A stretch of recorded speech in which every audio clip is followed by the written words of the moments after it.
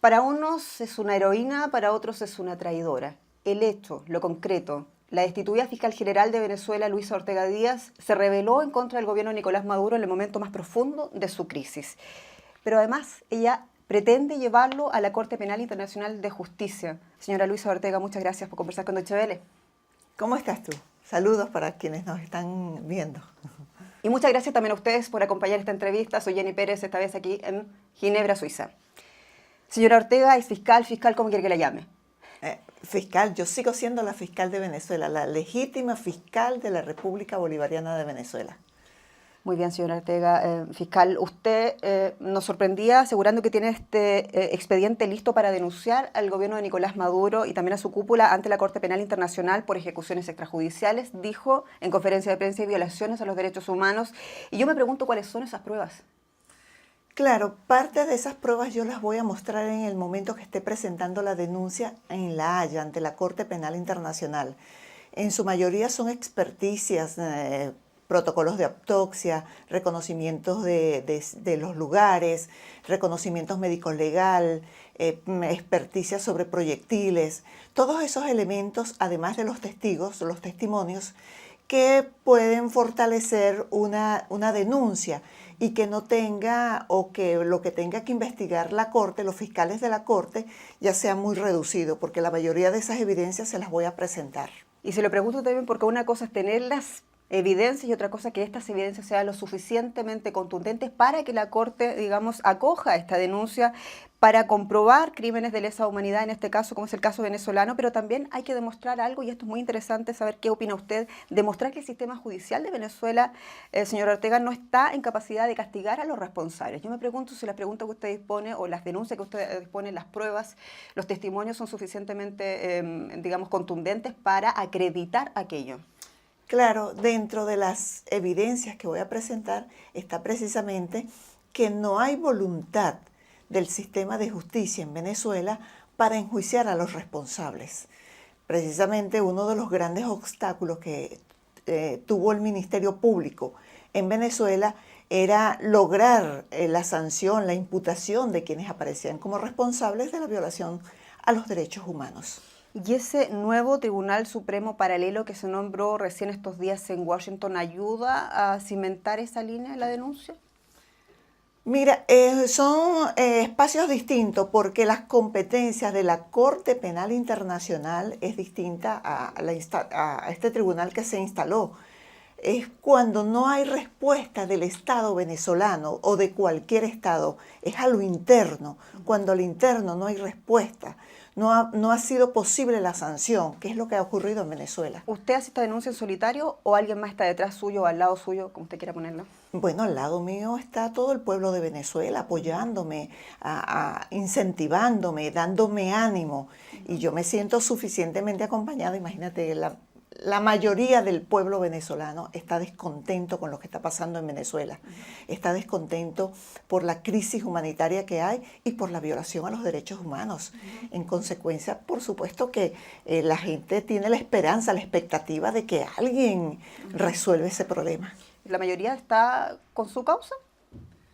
Bueno, está con la causa en contra de la situación que hay en Venezuela. Está en contra de la terrible crisis que tenemos.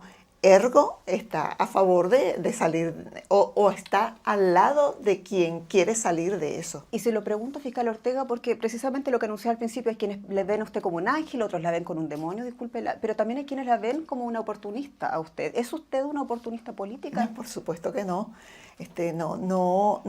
No tengo en este momento otra aspiración que no sea lograr recuperar la institucionalidad en el país, la democracia y las libertades. ¿No tiene usted aspiración política en Venezuela? Por ahora la aspiración que tengo es hacer justicia. Pero usted aparece haciendo un llamado precisamente en estas elecciones regionales a que los venezolanos voten, sale de su arena judicial y entra a la arena política lleno llamando a votar. No, votar es un derecho. Elegir y ser elegido en Venezuela es un derecho político. En consecuencia, yo puedo pedirle a todos los venezolanos que ejerzan sus derechos, que exijan el respeto a la integridad física, el derecho a la alimentación y el derecho a votar. y llamar a los venezolanos a votar en un proceso que ha convocado la Asamblea Nacional Constituyente, que es un organismo que usted ha denunciado también como ilegítimo, ¿no es una contradicción? No, esas elecciones debieron haberse realizado desde diciembre del año pasado, está en mora.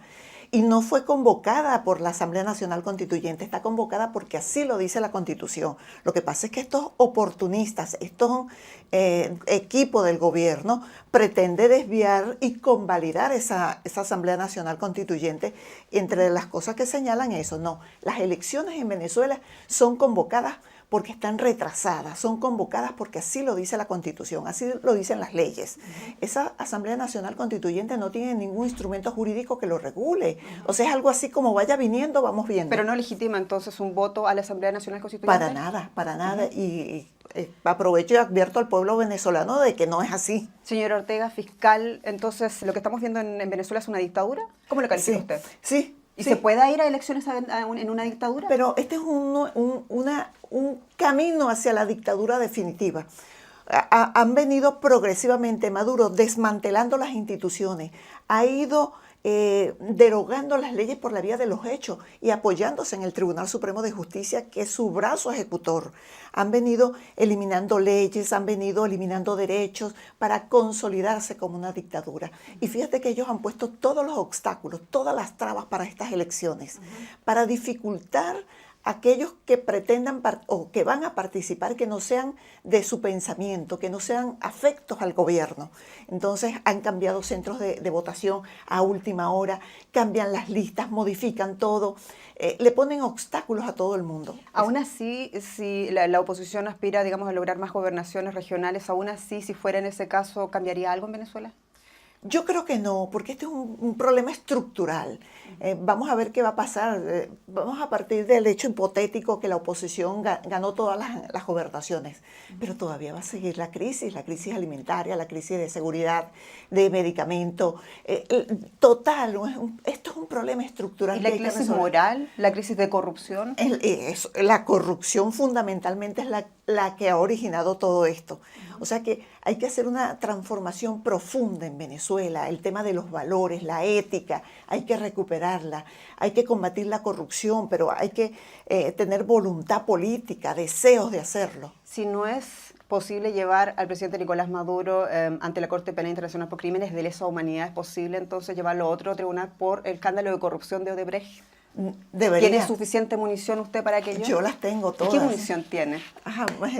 Prueba, testimonios, documental, es más, hasta las cuentas, todo eso lo tengo. ¿Y usted comparte esa información con otros fiscales, con la Fiscalía de Brasil, por ejemplo, que ha desempeñado un papel bastante interesante respecto a este escándalo en el propio Brasil? Sí, indudablemente que la Fiscalía de Brasil es quien ha impulsado todos estos casos. En el caso de Venezuela, y entiendo que con otros ministerios públicos ha sido muy solidaria en compartir la información y han venido avanzando todos los ministerios públicos. Yo creo que el trabajo que han hecho ellos y especialmente el Ministerio Público de Brasil ha sido muy serio y yo confío en que todavía va a continuar avanzando en eso y logre la sanción, sobre todo de los responsables en Venezuela de la corrupción por Odebrecht. Esta entrevista tiene lugar en Ginebra, usted ha estado en Berlín, en otras capitales europeas. ¿Qué espera usted de Europa? ¿Espera que acaso siga los mismos pasos de Washington, aplique sanciones económicas en contra del gobierno de Nicolás Maduro? Yo lo que quisiera es que las medidas que adopten los distintos estados no afecten a la población, no afecten a la sociedad. Porque eso sí es delicado. En estos días me preguntaron sobre la intervención. Es fuerte para una población ya con todos los problemas que tiene, nuevos problemas. Y eso es lo que no quisiera. O sea, que todas las medidas que se adoptaran sean pensando en la población, en la sociedad venezolana. Señora Ortega, pero usted es abogado y sabe también que el gran problema de fondo en todo esto es precisamente que no existe ese mecanismo jurídico internacional ni un modelo de cooperación regional que permita rescatar un Estado en estas circunstancias, en este caso a Venezuela, sin violar su soberanía, ¿no?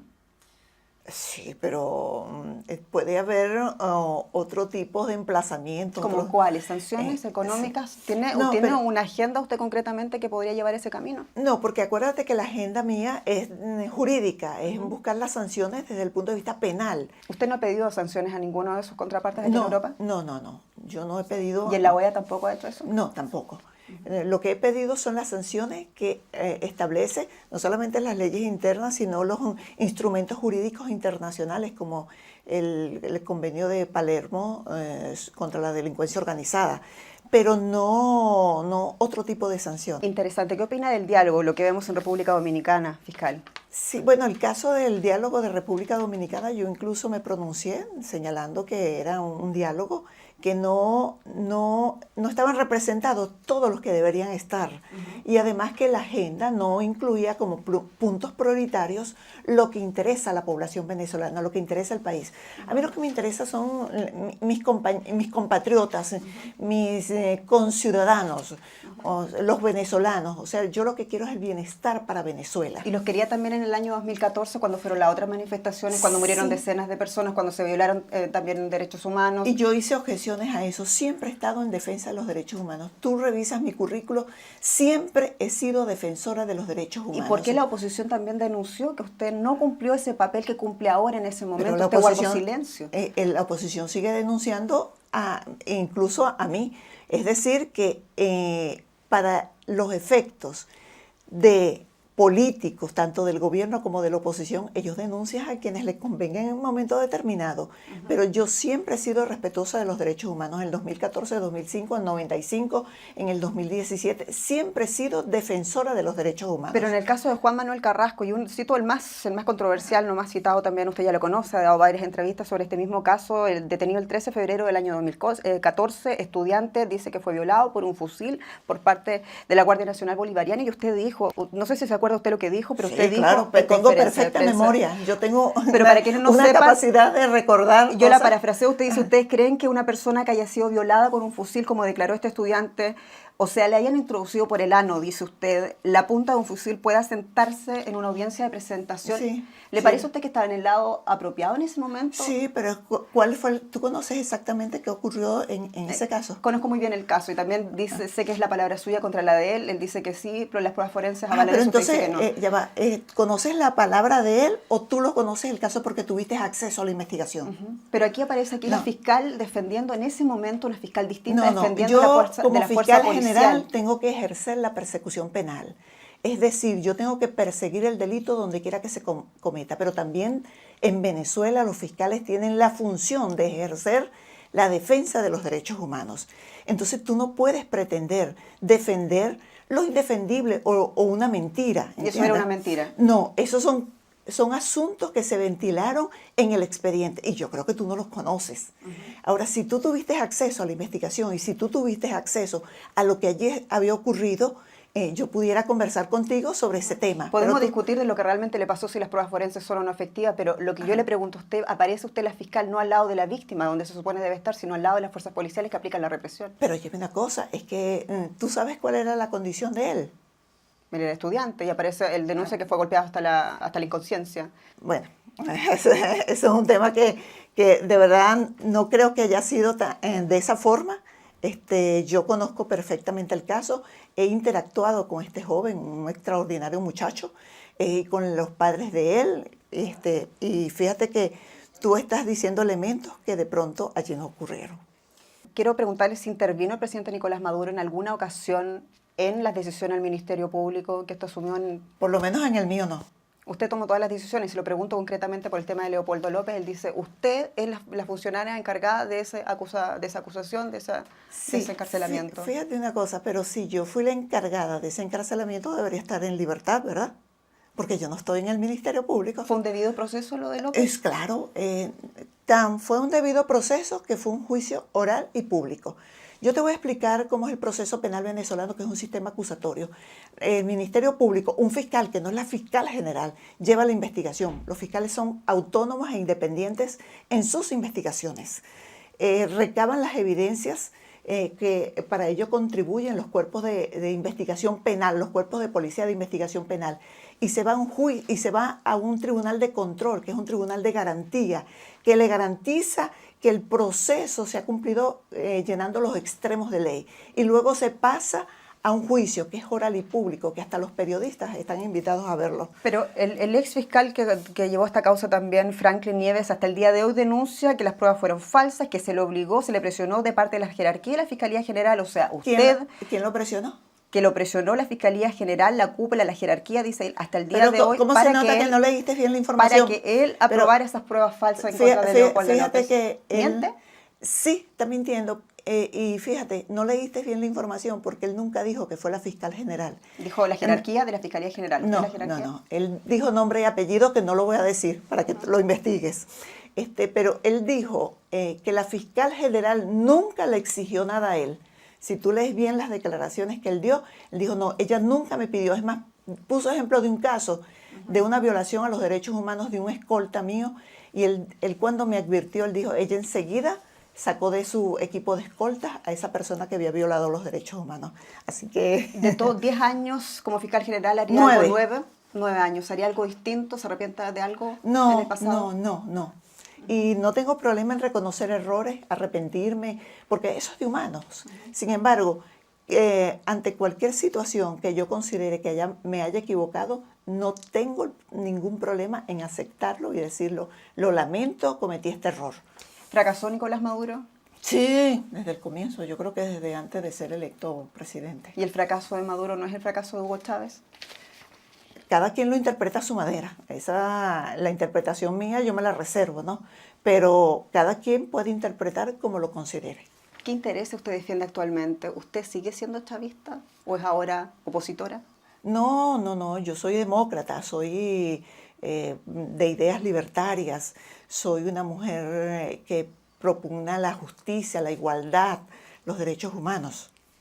Fiscal Luisa Ortega, un juego de palabras para terminar. Por favor, terminar la frase, lo hacemos habitualmente en este espacio. El presidente Nicolás Maduro debería... renunciar. El chavismo es... perdió la perspectiva. ¿La oposición venezolana podría? Cambiar criterios y mejorar para la esperanza del pueblo. Y de la política creo... que es una ciencia. Lo que pasa es que quienes no la saben aplicar son los políticos. Señora Luisa Ortega, fiscal, muchas gracias por su confianza, muchas gracias por su tiempo también. Hasta pronto. Que estés bien.